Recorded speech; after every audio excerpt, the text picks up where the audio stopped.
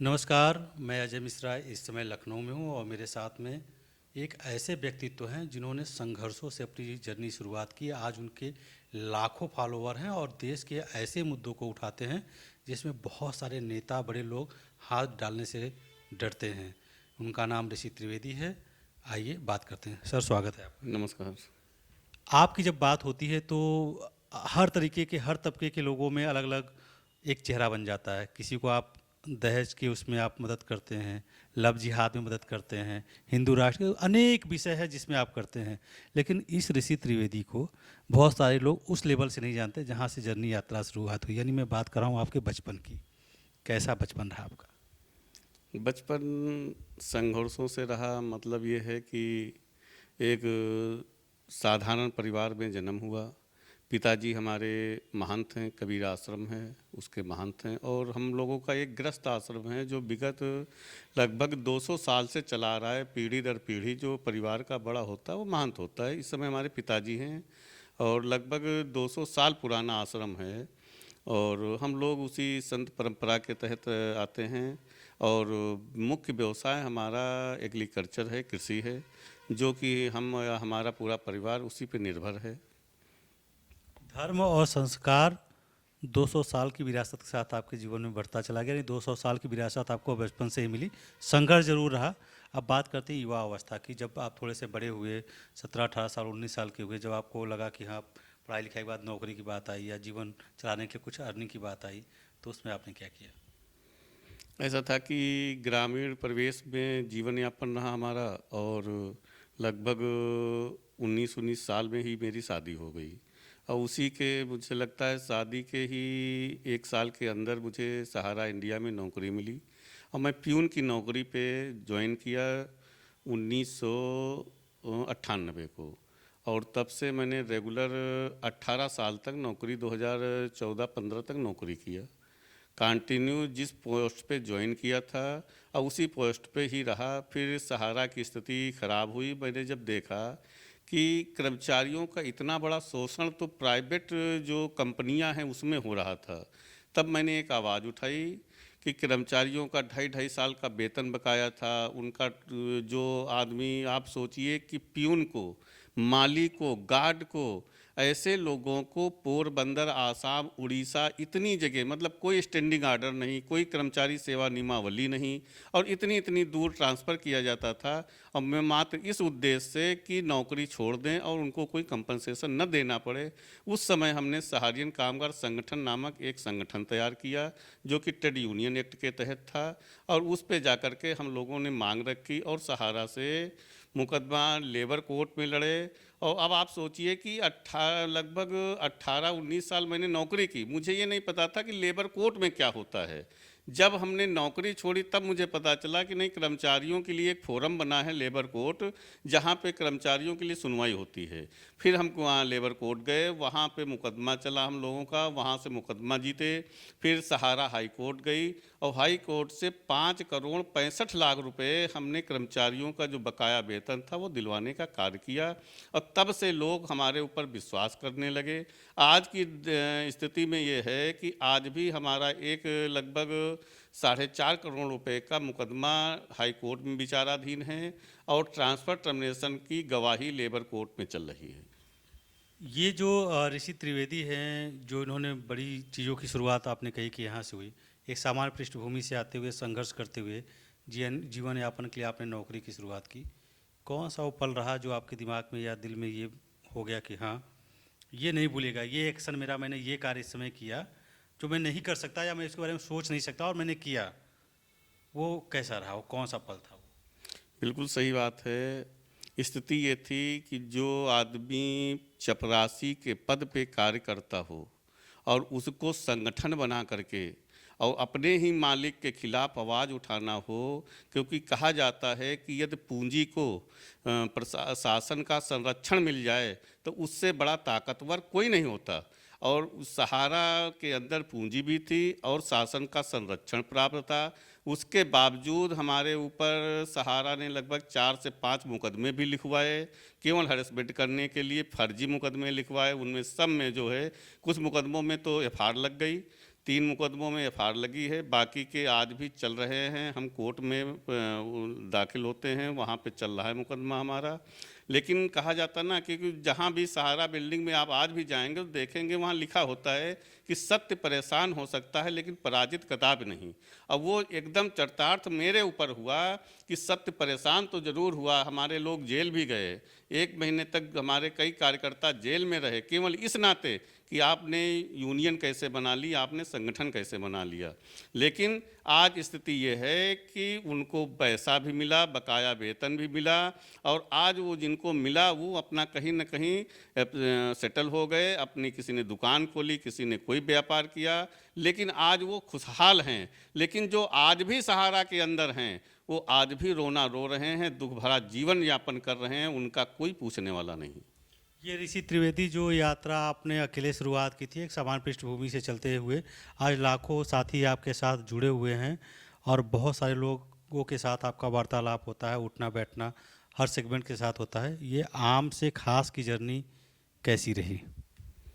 ये तो मुझे भी नहीं पता कि लोगों ने आम से खास कैसे बना दिया, लेकिन मैं इतना जानता हूँ कि मैंने निष्पक्ष जो है और लोगों के हक की आवाज़ उठाई, क्योंकि यदि सबसे बड़ी किसी की लड़ाई लड़ना है तो मज़दूरों की और किसानों की, क्योंकि ये 2 ऐसे महकमे हैं, ये 2 ऐसे व्यक्ति हैं जो कि आर्थिक रूप से और प्रशासनिक रूप से हमेशा कमज़ोर ही रहते हैं।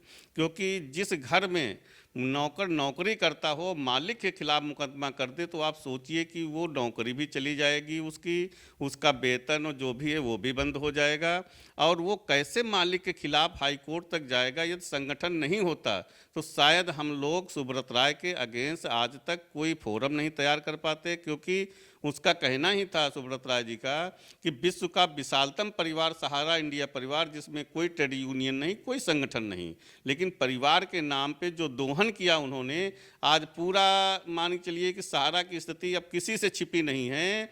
और ये स्थिति केवल उनके ईगो से आई, क्योंकि उन्होंने अपने कर्मचारियों का, अपने जमाकर्ताओं का, अपने अभिकर्ताओं का ध्यान नहीं दिया। आज की स्थिति ये कि वो तो सब सुसाइड कर रहे हैं, उनके जमाकर्ता, कार्यकर जो अभिकर्ता हैं, कार्यकर्ता, वो सब सुसाइड कर रहे हैं।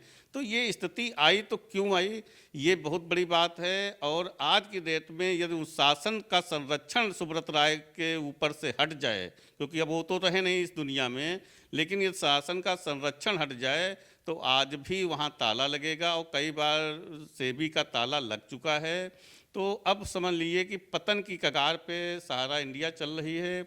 और मैं तो इतना ही कहना चाहूँगा कि जो भी कर्मचारी हैं वो अपना जीवन देखें, अब वहाँ कुछ रखा नहीं है। जो आप के साथ लाखों लोग जुड़े हुए हैं, आप एक संगठन भी चलाते हैं, बहुत सारे लोग जुड़ते हैं, बहुत सारे मुद्दों को उठाते हैं। थोड़ा सा संगठन के बारे में, उसकी उपस्थिति देश में कहाँ कहाँ पे है, उसके बारे में थोड़ा बताइए। ऐसा था कि सहारियन काम संगठन के बाद जब हमारी नौकरी चली गई, फिर एक हमारे अनुपम मिश्रा जी थे, हमारे मित्र हैं, उन्होंने मुझे हिंदू महासभा को ज्वाइन करा दिया। तो यही से हमारी राजनीति शुरू हुई। हिंदू महासभा में हमको जो है जिला अध्यक्ष का, लखनऊ जिला अध्यक्ष का दायित्व दिया गया। मैंने जिला अध्यक्ष का दायित्व निभाया। लखनऊ में काफ़ी कार्यक्रम किए, लव जिहाद और लैंड जिहाद को लेकर के, धर्मांतरण को लेकर के। फिर हमारे अधिकारियों को, हमारे नेता, वरिष्ठ नेताओं को लगा तो उन्होंने मुझे प्रदेश का प्रभारी बनाया, सह प्रभारी बनाया, फिर प्रभारी बनाया। उसके बाद प्रदेश अध्यक्ष का दायित्व दिया गया।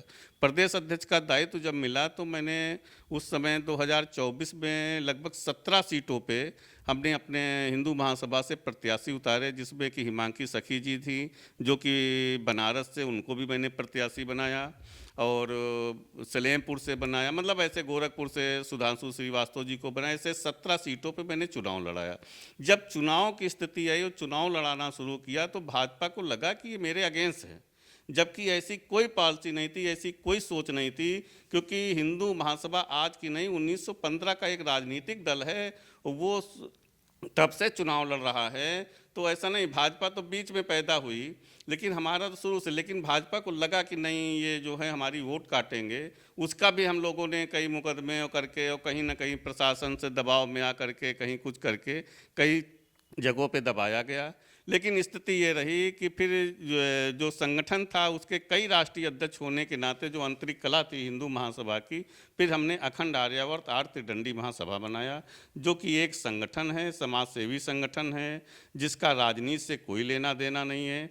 मेरा उद्देश्य ही है लव जिहाद, लैंड जिहाद, धर्मांतरण जो कि बच्चियों के साथ हो रहा है। इसके अलावा हमारे जो हिंदू धर्म के जो संस्कार हैं, जैसे गुरुकुल है, मैं एक गुरुकुल भी चला रहा हूँ, अब तो 2 गुरुकुल हो गए हैं।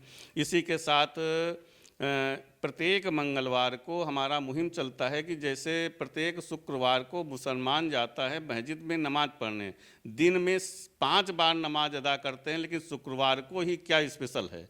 वैसे मैंने हिंदुओं से आह्वान किया कि प्रत्येक मंगलवार को हनुमान चालीसा का पाठ प्रत्येक मंदिर पे अवश्य हो, और वो निरंतर हमारा कार्य अभी भी चल रहा है। और उससे लोगों में ज़्यादा जागरूकता आ रही है और लोग मंदिर जा रहे हैं, क्योंकि मेरा अभियान ही है कि मंदिर चलो। बहुत कठोर और बोल्ड निर्णय लेने के लिए आप जाने जाते हैं। लव जिहाद की बात कर लीजिए, धर्मांतरण की कर लीजिए, लक्ष्मण टीला को लेकर के लखनऊ में बहुत बार आपको पुलिस प्रशासन से 2-4 होना पड़ा। जब इतने बड़े निर्णय लेते हैं तो क्या लाभ हानि के बारे में सोचते हैं? कैसे लेते हैं इतना बड़ा निर्णय? ऐसा है कि जब हिंदुत्व के लिए मैंने कार्य किया, मैंने उसी समय आपको पहले भी बताया कि जो व्यक्ति मजदूरों के लिए लड़ रहा हो, किसानों के लिए लड़ रहा हो, उसके लिए ये सब छोटी चीज़ें हैं। और जहाँ तक रही लक्ष्मण टीला की बात, लक्ष्मण टीला लक्ष्मण जी का है और भगवान राम जी अपने स्थान पर विराजमान हो चुके हैं। अब लक्ष्मण जी की बारी है और बहुत जल्द लक्ष्मण टीला मुक्त होगा। इसी के को लेकर के मुझे जो है लगभग 3 दिन के लिए जेल भी जाना पड़ा, क्योंकि मैंने निकाला था, एक यात्रा निकाली थी लक्ष्मण टीला मुक्ति संकल्प यात्रा, उसको लेकर के मुझे जेल भेजा गया। लेकिन हमारी मुहिम चल रही है, हम सिविल कोर्ट में भी वाद के माध्यम से चल रहे हैं और हाई कोर्ट में भी चल रहे हैं। अभी परसों भी डेट लगी थी। ये जो एक बड़े व्यक्तित्व का आपके पास सिरोमर हो चुका है, मुकुट आपके सर पे स्थापित हो चुका है, लोगों की आकांक्षाएं, उम्मीदें बहुत सारी आपसे हैं। दिन प्रतिदिन बहुत सारे लोग आते हैं, आज भी बहुत सारे लोगों का मिलना जुलना रहता है। अगले 5 सालों में ये ऋषि त्रिवेदी अपने आप को कहाँ पाते हैं? क्या होप करते हैं कि हम यहाँ होंगे? क्या ये माना जाए कि विधायक सांसद होंगे या इसी संगठन को बढ़ाते हुए आगे चलेंगे? नहीं, विधायक सांसद की तो सोच ऐसी नहीं है अभी हमारी, क्योंकि हमारा संगठन है जो कि गैर राजनीतिक है और मुझे इसी में आनंद आता है कि हम लोगों की समस्याओं को उठाएं, उनको निदान कराएं शासन और प्रशासन के माध्यम से। अभी आज ही की बात है कि अभी एक बेटी मेरे पास जो कि छत्री समाज से है और वो लव जिहाद का शिकार हुई, गुड़म्बा थाने की रहने वाली है और उसकी मैंने FIR दर्ज कराई। अभी कार्रवाई नहीं हुई है, उसके लिए भी मैं प्रयास कर रहा हूँ। तो ऐसे मुद्दे, अभी बहराइच का एक मुद्दा हुआ, खुद उसके पिता ने अपनी बेटी को मार करके दफना दिया, मैं उसके पोस्टमार्टम की बात कर रहा हूँ, उसके लिए भी मैं संघर्ष कर रहा हूँ। तो ये निरंतर मेरा संघर्ष है, जो भी हिंदुओं के साथ गलत करेगा उसके साथ ऋषि त्रिवेदी हमेशा खड़ा दिखेगा। अंतिम प्रश्न है, इस ऋषि त्रिवेदी जी जो कि एक ऐसा व्यक्तित्व बन चुके हैं कि चारों तरफ लोग जानते पहचानते हैं और बातों को सुनते हैं, गंभीरता से सुनते हैं। आपके अपने व्यक्तिगत जीवन का उद्देश्य क्या है? जीवन का मेन एक ही उद्देश्य है, क्योंकि अब मेरा परिवार सेटल हो चुका है, बच्चे भी अपना व्यापार कर रहे हैं, बेटी एक है उसकी शादी करना बाकी है, शादी भी हो जाएगी। और मेरा जीवन का एक ही उद्देश्य है कि कैसे हमारा देश हिंदू राष्ट्र हो। जिस दिन हमारा देश हिंदू राष्ट्र हो जाएगा, ये धर्मांतरण, लव जिहाद, लैंड जिहाद, जनसंख्या नियंत्रण, जितने भी मुद्दे हिंदुओं को लेकर के हैं, अपने आप समाप्त हो जाएंगे। और उसी के उपलक्ष्य में हम निरंतर कार्य कर रहे हैं, हिंदुओं को जागरूक करने का कार्य कर रहे हैं और उसी पे चल रहा हूँ कि कैसे हमारा देश हिंदू राष्ट्र हो। और जब जिस दिन हिंदू राष्ट्र हो जाएगा, अपने आप सारी समस्याएं समाप्त हो जाएंगी। धन्यवाद सर। धन्यवाद।